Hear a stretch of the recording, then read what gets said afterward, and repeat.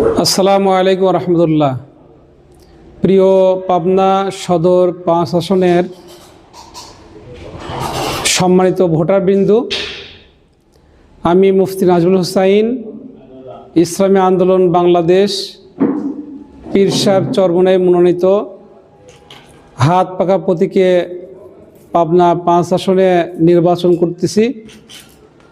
আমি সংক্ষিপ্ত সময়ে পাবনা সদরের 5,28,082টা সম্মানিত ভোটারবৃন্দর নিকটে আমার দাওয়াত পৌঁছাইতে পারি নাই।